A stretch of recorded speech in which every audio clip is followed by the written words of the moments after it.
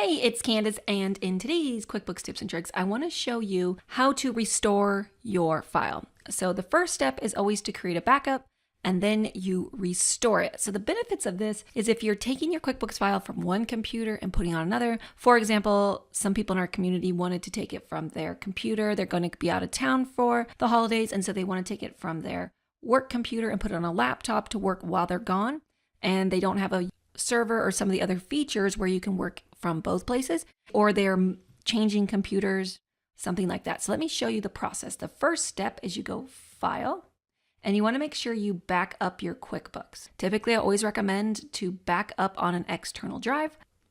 I'm going to quickly back up. I have a whole nother training you may have watched. So I'm going to do on my external drive, and I actually have a QuickBooks backup folder.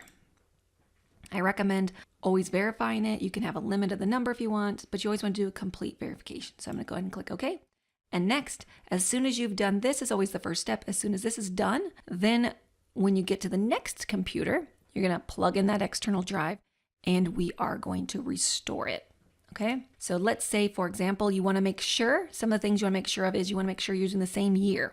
So if you take your file and you're using, say, 2019, 2016, 17, 18, whatever computer you're putting it on needs to be the same year or newer. But if you put it, if say at your desk, your regular computer at work, you have 2016 and you bought a new version and you installed on your laptop thinking you're going to work, you're not going to be able to go back to the 2016 version once you bring it up to date on 2019. So I just want to make sure I tell you that because that's a common question. You want to make sure you have the same version of QuickBooks on both computers. So that way, if you want to go back to the old one, you can save it and restore it on the other computer.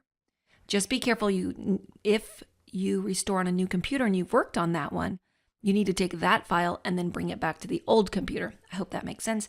So there's two different ways that you can restore it, two different screens, depending on where you're at in QuickBooks when you go to restore it.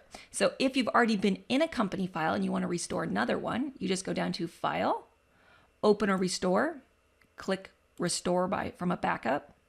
You can restore from a portable file. You can just open a company file. So there's different ways. But if you've been using a backup like we just did, you'd click Restore Backup, click Next, Local, and then you're going to browse for it. Click Open, click Next, and find it. Open it up. And then the key is how you choose to name it. So let me show you the other option. So if it doesn't look like this when you come in, you may be in the beginning phase of opening your QuickBooks file. So that other screen is if you've already had a QuickBooks file open.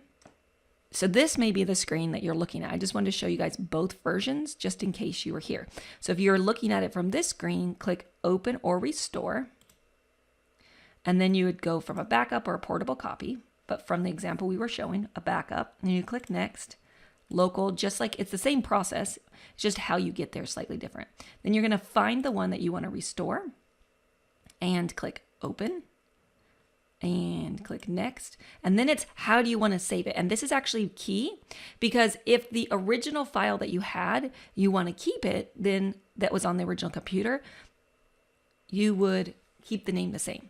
And it will override whatever file's been on there. So for example, if you're bringing this back after using it from a different computer, you want to make sure that you're really careful when you save this, because if you save it with the exact same name, it'll override it, and you just want to make sure it's the most newest and current one, and then that way you won't have different files that you're opening. But if you want to keep the original and just add this one, you'll want to change the name by adding a year or something to it. Okay, this is important because if you override it, you cannot restore that one unless you restore your whole Windows or restore a previous backup. All right, so just be careful at this phase of how you do it. And then if you do want to override it, you would click Save, and a little error is going to pop up, and it's going to say, are you sure you want to override this file? If you click Yes, and you type in the word Yes.